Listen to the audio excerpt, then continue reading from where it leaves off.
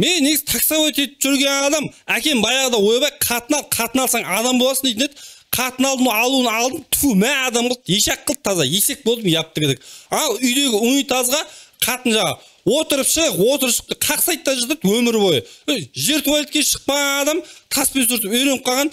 Ана унитазға отырсаң біртүрлі, до конца отырмағасын анау нәтижение дұрыс болмай ма, шығу қиындайды әйтеуір ше, жаңа шығатын нәрсенің. Құрсыныш деп унитазға екі аяғымен бүйтіп мініп отырып алғанмын ғой, клапында нормально ашылды, әйтеуір шамалы өнім бере бастады. Уф дей бергенім сол еді, тысыр деп сынып жатқан жаңа мұздың дауысы шығады. Япы шамайды, үйінде мұздың үстеп төменге қарасам, унитаздың ішінде қақ ортасында бүйтіп жарықтың ізі шығып жатыр. Сонымен оппанау деп жаймен бүйтіп аяғын бүйтіп жаймен түсіріп жатыр ем. Унитаз парт етіп сынды амыр құладым. сонымен қарап қалсам үсті басым қандай кәм. Сол саныма қарасам, санынан бүйтіп терезеге стеклоға шашады ғой, вытыс деп қанаттылап жатыр ғой.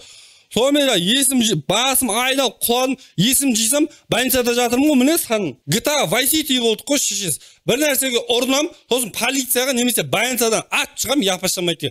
Бүйткен унитазың болсын. Жездемнің Дельфин деген сантехника дүкені бар, короче, сантехника қатысы не бар, бәрін сатады. Еще качество немецкий, бағалары узбекский, сервис японский, адрес Новозарский ғой. Шоқайдың бойында анау базарға қарама қарсы рет десең рет, срет десең срет, кредиті бар, басқасы бар. Сол жерге барып вечный унитаз алам, үрім бұтағым қолданатын унитаз алам. Ертең менің де атым руға айналатын шығар. 4-5 мың жылдан кейін ұрпағым руым олжас, оның ішінде Баймахан деп жүрмей ма? Вот соларға дейін жететін унитаз алам. Еще душевой перегородкаларға акция дейді, сонда алам. Еркектер абайлаңдар, бір рет отырып семіз деп чуть-чуть сиетімізден айырып қаласақтадық. Олай болғанда өмір бақи отырып шығатын болып қалатын ем.